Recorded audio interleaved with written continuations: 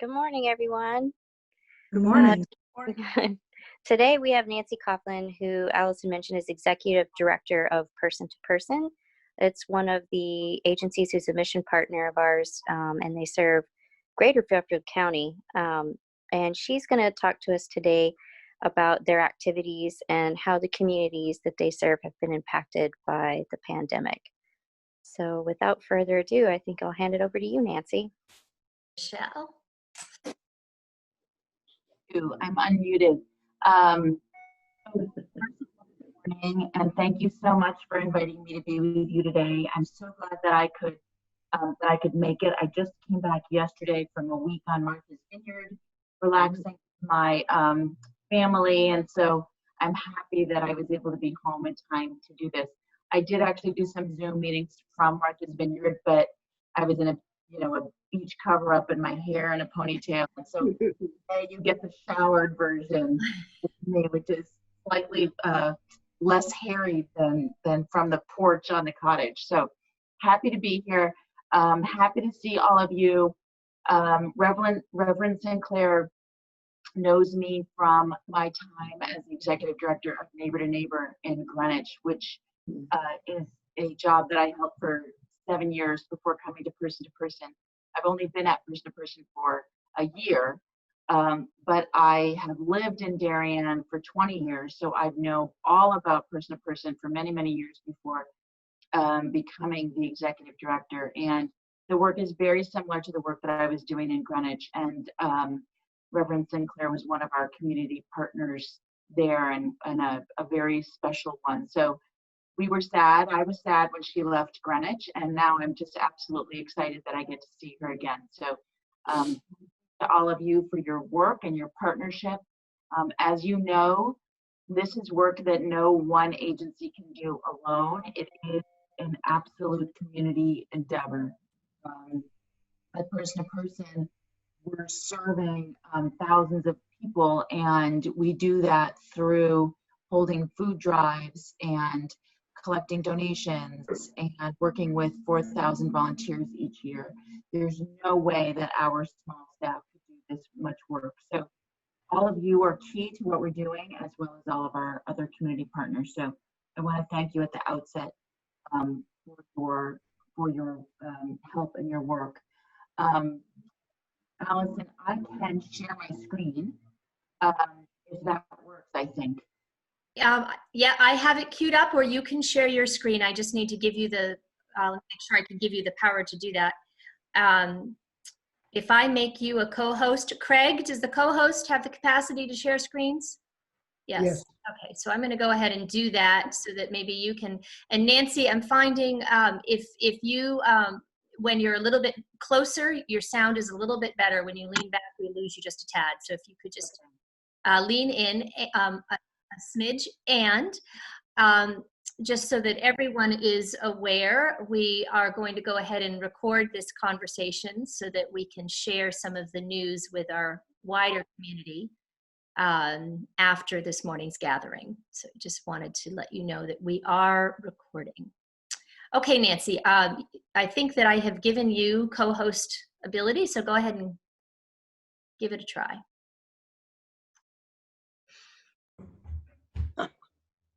You can see all of my documents now. There, that's the right one. So for those of you who are not familiar with Person to Person, we were founded in 1968 as a direct response to the assassination of Dr. Martin Luther King by a group of parishioners at St. Luke's Parish in Darien. So the rector at the time and a group of parishioners wanted to come up with a response that essentially brought people together in a time with great dissension and discord in our communities.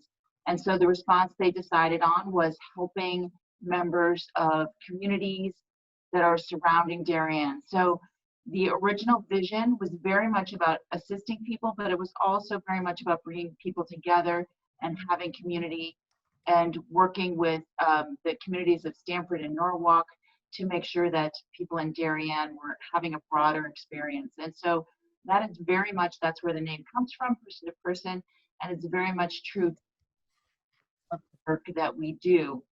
We started with a food pantry, which is what many people know us for. Others know us mostly for our clothing program because people drop off their clothing donations that we are then able to provide to members of the community who need them. Way to make sure that we are being responsible environmentally as well as helping each other. People are less familiar with some of our other programs that include scholarships and mentorships, as well as summer camperships. Scholarships is actually one of the first programs that Person to Person ever created. One of the first things we did as an organization was provide $125 to a single mom who needed that money to finish her education. She had started it and she was unable to finish it. And that's really where our scholarship program was born. And today, we provide scholarships to over 100 students.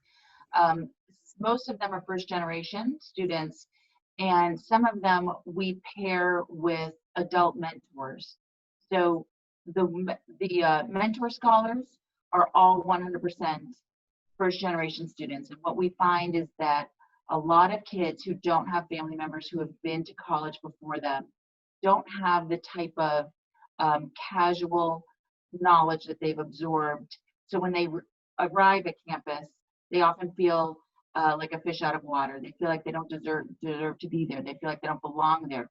So having an adult mentor really helps them understand how to navigate the systems that exist, how to find the bursar's office, how to find clubs and extracurricular activities, and really just advocate for themselves. So that scholarship program has graduation rates well above 80%, which is significantly higher than the overall graduation rate for first generation students, which unfortunately is very low. It hovers around 20% for first generation students. So we're very proud of that. We also 2 years ago added a scholarship program for vocational schools, vocational programs. So we help young people who want to be skilled in the trades. And we are recognizing that college is not the right path for everyone. We do have a lot of young people who feel the immediate financial need to support their families. So I'm thrilled that we're able to provide vocational scholarships, and that's a program that we are expanding. Our campership program, I'll talk as we go through a little bit about, I'm going to get into very quickly what has happened since the pandemic. Our campership program, we typically send 400 kids to camp in the summers. Part of the goal of this program is to provide an enriching experience for the young people. They're all elementary school aged students. Most of them are from Stamford, some of them are from Norwalk. But the other dual purpose of this program is to provide their parents with safe, affordable childcare so that the parents can continue working. So we really prioritize families that need childcare to support their employment and their financial stability. As you can imagine, this summer, there are very few camps running, and the camps that are running at reduced capacity. So what we've found is we've been able to provide camperships to about a quarter, a little more. It'll be about 125 students that we're able to provide camperships to this summer. And it's not because we don't have the funding or we don't have the children who want to go. There's tremendous need, but there is just not a supply of camps available this summer. So it's an unfortunate situation, and I'm going to talk a little bit more about our rental and financial assistance programs to fit together with a little bit of good news. But those are our programs that people don't know about. The cornerstone of our food program is really providing healthy, nutritious food to people so that they're able to have better health. We know that since the 1980s, there's been a real shift in the types of foods that people access. There's been a 10% increase in the cost of fresh fruits and vegetables. If somebody, there's somebody that's not muted, so there's a little bit of background noise. Maybe everyone can check and see if they're muted. I don't know if that's affecting your ability to hear me or not. So what I was saying is that since the 1980s, fresh fruits and vegetables have really increased in cost, while low nutrient, high caloric, essentially junk food has become cheaper. What that means is that people who are struggling to afford basic necessities are having a harder time accessing fresh, healthy food. So part of what we're doing is making sure that people have healthy food. And the other cornerstone of our food pantries is that it's client choice. So we want people to be able to choose the food that they want. Gone are the days when food pantries would provide a grocery bag to people. Now we really want to make sure that people are able to select their food. That allows them to accommodate. You never said what area this covered. She keeps talking about Darien. I'll tell you in 1 minute. I hear you. And we have 3 food pantries, and we have a 7-town catchment area. So our food pantries are located in Norwalk, in Darien, which is the original one where we were founded. And in Stamford, our food pantry is a mobile pantry. So it's a truck. It's a 30-foot. It looks like a UPS delivery truck that travels around to 7 different neighborhoods in Stamford. So we're able to partner with Domus and the Boys and Girls Club so that we are able to get food to families with young children. We visit 2 senior housing apartment complexes so that we're able to get food to seniors who aren't able to get out and about. We partner with Building One Community so that we get food to the immigrant population. So we love the fact that this food pantry travels around in Stamford. Our catchment area includes Stamford, Norwalk, and the 5 surrounding suburban communities. So Darien, New Canaan, Westport, Weston, Wilton. And about 60% of our clients are from Stamford, and about 30% are from Norwalk, and about 10% are from the surrounding communities. We are seeing an uptick, as you might not be surprised, in the suburban communities. More people since the pandemic have been coming to us, but still the bulk of our clients are coming from Stamford and Norwalk. Those 2 cities each have about a 9 or 10% poverty rate. And as a point of point of comparison, the poverty level for a family of 4 is roughly $25,000. So it's a national number that really doesn't reflect how expensive it is to live in Fairfield County. The area, the Stamford-Norwalk corridor, is the 8th most expensive location in the United States to live.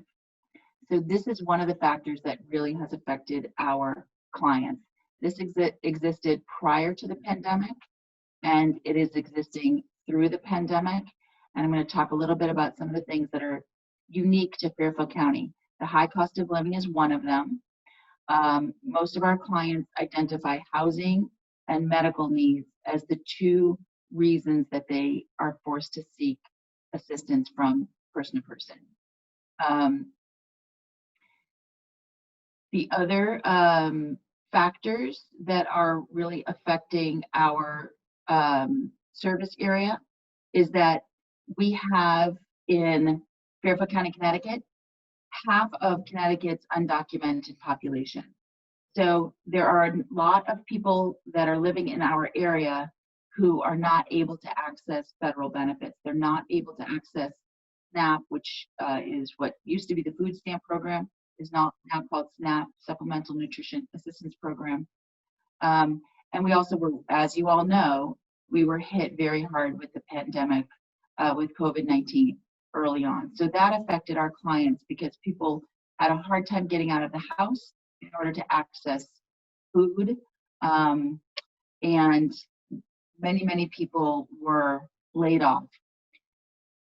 In one day alone in Connecticut on March 16th, over 10,000 unemployment jobless claims were filed. That met a record. It was a record-breaking day. There have been other record-breaking days ever since then. We've now, since the pandemic, had unemployment that tops the highest level of unemployment that existed during the Great Recession between 2008 and 2010.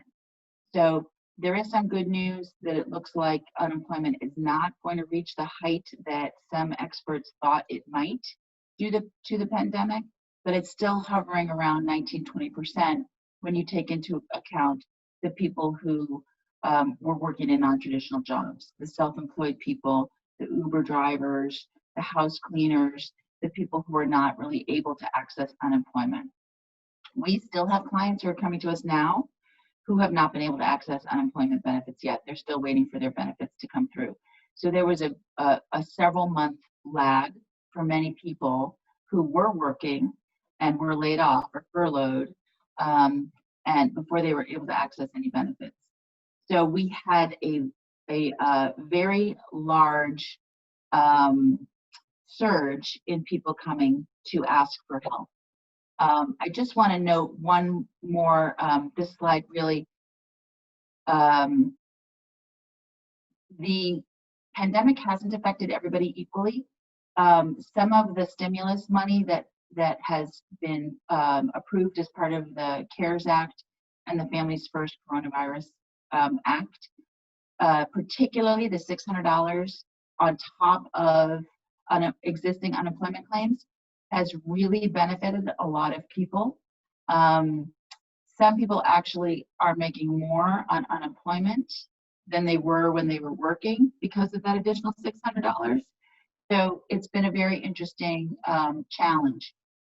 Most of our clients have been very negatively affected, and that extra $600 for unemployment payments is set to expire at the end of July. So one of the things we're looking at person to person is trying to predict how many more people we might see in the coming months.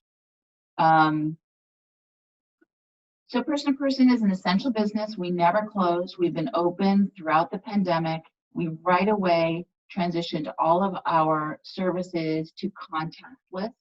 What that means is that this is a picture of our mobile pantry. The mobile pantry, unfortunately, is in the garage right now. We are distributing all of our food in pre-packed bags by curbside pickup. So clients arrive and we provide them with their food. They open the trunk of their car. We put the food in the trunk for them. We lost a lot of our volunteers. As I mentioned when we first started, we have 4,000 volunteers who help us do our work each year. Many of them are retired and felt rightly that they should not be coming out to volunteer. So we are really working with a shoestring staff right now. We did hire we hired some of our scholars, our P2P scholars who are home for the summer and need work. We know that they're supporting their families, a lot of them. So we were glad that we were able to hire a couple of our college kids. But it has been a little bit of a tricky balance, sort of just changing everything up so that we're able to serve people without physically interacting with them. This is a snapshot of our typical stats. In a typical year, we would provide services to 25,000 people. About 13,000 people receive food assistance. And you can see on that bottom chart, the red column is the number of individuals, unduplicated individuals that we were providing food for. This is just for food. In 2018, the blue is 2019, and the green, you can see those big spikes in April, May, and June, are the number of individuals we've been providing food assistance for since the pandemic. So right now we're providing about 60% more food than we did in February, and twice as much food as we did a year ago at this time. So the pandemic has really, unearthed a lot of need. We don't expect that to be reduced, to go down at any point. The real story for us has been not just food, but our emergency financial assistance program. So one of the programs we have is that we provide cash assistance to families and individuals to help with rent payments, to help with utilities and security deposits. We also have a little bit of money for things like enrichment, if there's a family that has a child who's particularly gifted but can't afford piano lessons, that sort of thing. But the bulk of the money we provide is for rent assistance. And since the pandemic has been for rent assistance, we provide the funds directly to the landlord. We don't give the money directly to the client. We always pay to the third party. In a typical month, we would provide about $20,000 to $25,000 worth of rent assistance in a month. Since the pandemic, we've been providing $125,000 a month just in rent assistance. So we've more than quadrupled the amount of financial assistance we're providing to people. And that's even while there's a moratorium in place against evictions. And until July, in June, there was also a grace period so that rent essentially was forgiven for that month. It still needs to be paid, but it didn't need to be paid in June. The moratorium on evictions was set to expire on July 1st. It has now been extended to mid-August, which for our clients is good news. This is very, very complicated because, of course, most of the people that we provide assistance to, their landlords are not corporate landlords. Most of them are individual landlords who also need to pay their mortgages. So it's been a struggle, and it's going to continue to be a struggle for a lot of people. We're in many ways, the policies are keeping people housed right now, but we're keeping a close eye on what's going to happen in August and September. If the moratorium is lifted, there's a real possibility that there's going to be a wave of evictions. So we're really watching that. One of the reasons I'm thankful that we can possibly put that off until August or September is because with kids out of school and not in camp, there are a lot of kids right now that essentially are not, no one's really keeping track of them other than their families. And for most kids, that's fine. But my fear was that if families were being evicted over the summer and the kids weren't in camp or in school, there would be people living in their cars or just picking up and moving out of the area, and nobody would really know about that. September would roll around, school would start enrollment, and there'd be a lot of missing families without really a good sense of where they're going. So I'm hoping that the moratoriums will keep people housed at least until September. We are budgeting over $1 million in the upcoming year just to provide assistance to families to keep them stably housed so they aren't evicted. So part of me worries that that's not going to be enough money, but that's our best prediction on what it's going to take to make sure that these families stay stably housed. So rent assistance has absolutely been, for me, the big story about what P2P is doing right now to help the community during the pandemic. So this is a picture of our volunteers packing food and distributing it. So we were lucky that we were able to take over some space because this takes up a lot of space, and all of these bags are pre-packed and waiting to go out to families who are waiting for their food assistance. One of the programs that we launched, this is a brand new program for P2P in response to the pandemic, is door-to-door. So we knew that people were not able to leave their homes either because they were sick or they had been exposed to COVID-19 or they were vulnerable health-wise and shouldn't be coming out to get food assistance. So we quickly mobilized our volunteers to provide delivery to people. And this is a program that will continue after the pandemic. But right now, we are every day providing home delivery to between 20 and 30 families every day. with volunteer drivers. So I'm very proud and happy that we were able to get food directly to people who need it and keep people safe. So I went kind of quickly through this, but I want to give everybody a chance to ask questions or talk about anything that might be of more interest. We've had a number of contactless food drives. Some student groups have organized them, and people will drive through the parking lot with donations of food in their cars that will pop their trunk and will pull it out. We were also very successful with something that we call a virtual food drive, because one of the things that happened during the pandemic is that when the schools closed and the houses of worship stopped meeting in person, those are two of our largest sources of food drives. So we really lost a large source of donations. We also, at the same time, there was a lot of disruption to the food supply chain. When the restaurants closed, farmers and food suppliers who normally would sell their food to restaurants had no more customer. At the same time, grocery stores were everybody was buying food, panic buying, and also buying because people were home. So the grocery stores were running out of food. The disconnect was in the supply chain, the distribution, and the packaging. So food that normally would be packaged for a restaurant is packaged in huge containers, and they just couldn't quickly pivot enough to repackage the food in order to sell it to the grocery stores. So what happened to the food pantries is that we found that we were losing donations, and now we had to purchase food, and we were competing against the grocery stores, which made food extremely expensive. So our food budget doubled overnight what we were spending to purchase food.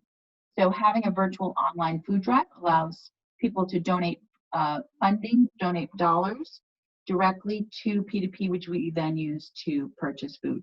It's been a godsend because it's been a very tricky few months in terms of losing volunteers and losing donations has added a lot to our bottom line. But we've been able to meet the need. We've not turned anybody away, and we're going to continue to do that. We are anticipating at least a year, probably 2, possibly more, of this recession and increased need. So we are really doing everything we can to make sure that we're taking care of people in our community. And all of you are part of that. And again, I want to thank everybody for all of the work that you do and the support that you've provided, as well as all of the other houses of worship who are great partners to our community work. And so with that, we only have a couple minutes. I love to talk about this, so sometimes I talk too much. Can I answer any questions for anybody? I am busily unmuting people. Yep, and Nancy, perhaps if you could unshare the screen so we can see each other, that'll help us see hands that are waving. I'm also going to if you do it, if you put your cursor over you are viewing Nancy Coughlin's screen, there'll be a drop down that says end sharing. I know, I think my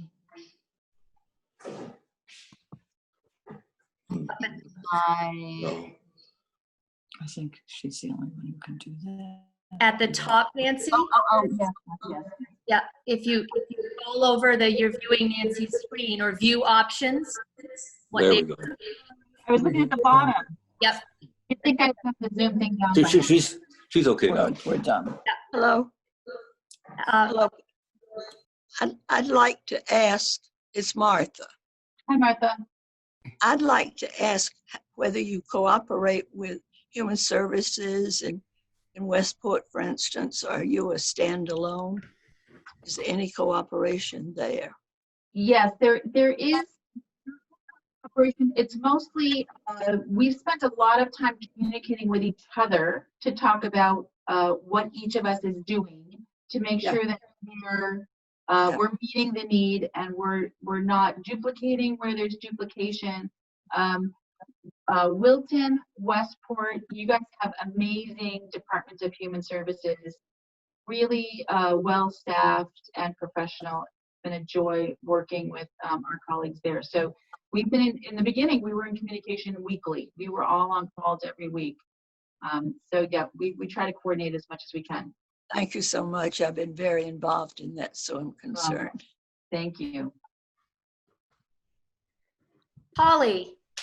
Hi, Nancy. My mother died 30 years ago, and when we were cleaning out her house, there was I think it was a red barn behind the church where furniture was collected. Do you still collect furniture or no? We do not collect furniture anymore. In fact, that barn has been converted to the food pantry. So that's now what Okay. it is. We gave up on furniture a few years ago after, one too many situations where the volunteers carried that couch up 3 flights of stairs, only to find out it didn't fit through the doorway.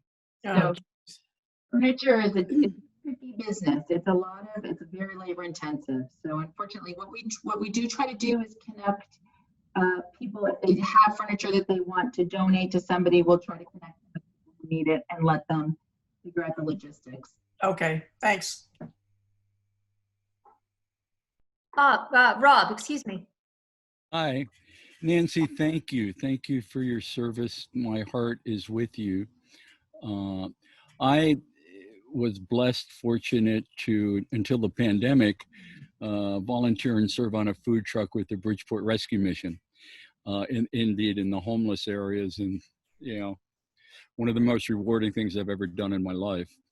I know of their struggles, and the struggles of many organizations, let alone on top of what's happened recently. From a partnership standpoint, have the various not-for-profits in any way come together? Is there in the church world, there's like an interfaith group that comes together? And I'm wondering whether you guys, for example, on bulk food purchases, that kind of a thing. And I just don't know whether there is actually any kind of formal confederation with you folks. Yeah, mine too. So I could talk for hours about how the whole food system works. It's fascinating. So most of us purchase most of the food we distribute through the Connecticut Food Bank, and the way the system works is that the food bank is able to accept truckloads of donations, and much of the food that we receive is overstock from grocery stores when they switch out a brand. So the food bank, and our food bank is in Wallingford, Connecticut. It's a huge warehouse. The Connecticut Food Bank, there's 2 in Connecticut. There's Connecticut Food Bank and there's Food Share. And then we will shop from the food bank. We'll either receive food for free or pay a small price. Sometimes the cost is, we pay almost market price through the food bank. But that's really the source of how all of us food pantries work together. Now, what happened during the pandemic is that donations really dried up. The food bank was not able to provide food that we all needed. So we all got together and worked really hard on trying to create some bulk purchasing agreements with each other. The difficulty we had was that there just wasn't food to be had. The wait time to order a bulk purchase of food, we would have been waiting 6 weeks for some of them. It was really interesting to understand how the food supply worked. And again, the food was from the grocery stores, so we were trying to compete. But the answer to your question is, we do collaborate. We get together on a monthly basis. We have all of the food providers have a monthly call, which during the pandemic we've been doing weekly. Now we're doing it every other week. It includes Bridgeport and Norwalk and the surrounding communities. There's a similar group in Stamford that meets also. We have a weekly or bi-weekly call. So we keep in touch with each other and we share resources and information and talk about the struggles that we're having and help each other out. So there is a good system of human service providers, and both on a specific to food pantries and also a broader human services group. So I want to chime in here and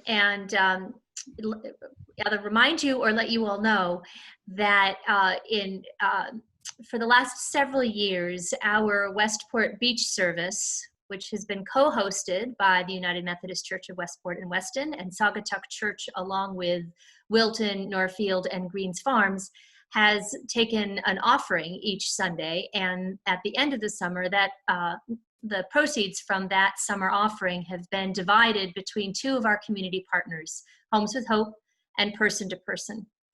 This summer, we're not holding our beach service, so we are aware that while that wasn't a huge contribution to their budget, it represented about $1,800. Nancy, I don't know if you know off the top of your head what you received last summer. I think it was I want to say 1,900. Yeah. Yeah. So that is an offering that is not automatically happening in our community this summer. So we're looking for ways to keep all of us connected with Person to Person, and I invite you to contemplate whether you might have made donations at a beach service. If you are a beach worshiper, you might consider making a direct gift to Person this summer. I have posted in the chat actually two links, because Nancy was talking about the Connecticut Food Bank, so I shared that link in case you're curious to know more about the Connecticut Food Bank. But just above it, p2phelps.org, Person to Person helps.org/donate. And I invite and encourage you to prayerfully consider how you might support Person to Person during this season. So that link is there and available to you, and you can go any day off to their website and make a contribution. I'm certain that they receive checks in the mail as well. Am I right, Nancy?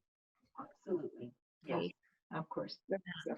And if you are wanting to make a gift and not, and one of those two options doesn't work for you, or you need reminding how to connect with them, you are welcome to reach out to me at allison@saugatuckchurch.org, or reach out to Nancy directly after this gathering.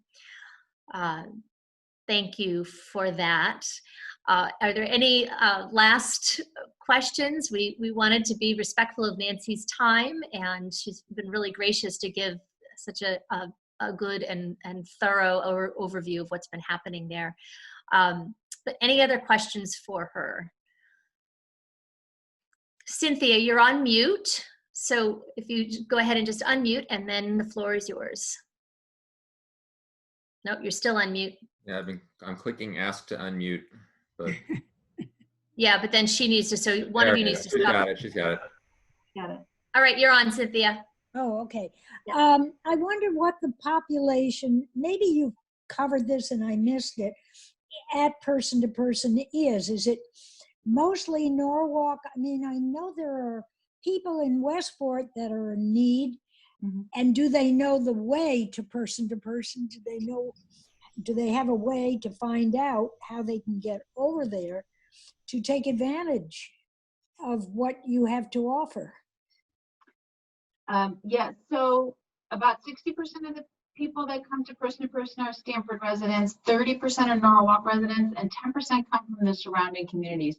So we do have people who are coming to us for assistance.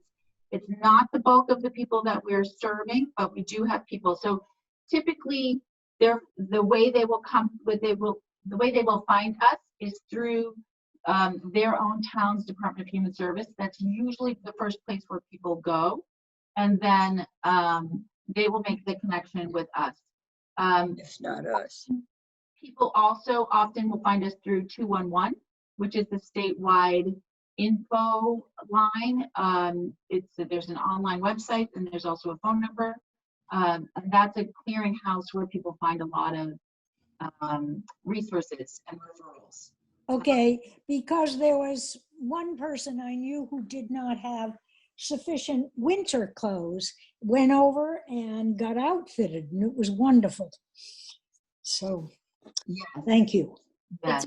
It's a good reminder, and I certainly, when I have folks who come my way who are looking either for food support or clothing, I have frequently referred them off to the person-to-person pantry and the resources in Darien. Yeah. All right. I think I'm going to go ahead and wrap this up particularly for Nancy. And if I think we did a good check-in ahead of time in terms of our own communities, prayers and so forth. So I think what I will do is wrap up our gathering altogether and just invite you to check out the Facebook events page for Saugatuck Church on our website to remind you about the various things that are going on during the week. A particular invitation to you all to join us in person at the beach on Friday at 6:30 for Theology on the Beach with your chair and your mask. We will sit physically distant, but have some conversation with one another, and you will need a beach sticker for that, or contact me if you're in need of alternate parking options. Heather, is there anything that you want to chime in about for your folks, or for Nancy? Just giving you the floor. No, we had our check-in before this and our worship, so I think that we're all set. We did do a food drive for person to person several weeks ago now, and we did a clothing drive, and we've been talking about how we might do that again. So we will certainly let Saugatuck know when we do that, so we can perhaps collaborate together. That'd be fantastic. I love that. Did you hear that, Michelle? She's Michelle, our co-chair is with I did at the moment. So there we go. All right, so we will be back in touch. Nancy, thank you so much again, not just for being here with us and connecting with us, but for all the really important work, more critical than ever, and for reminding us about how our neighbors are impacted during this time of COVID, and all the time. Any last words for us? Your partnership is just so important to all the work we do. So just a giant thank you. It's going to be a rough road for a little while for all of us. You know, it sounds cliche to say we're all in this together, but it is true, and it's going to be the only way that we're really going to come through this well and stronger, and as a more united community. So thank you for all of you. To all of you for all you're doing, and I wish all of you good health and safety and happiness, and thanks again for having me together. Thank you, Nancy. Blessings. Thank you.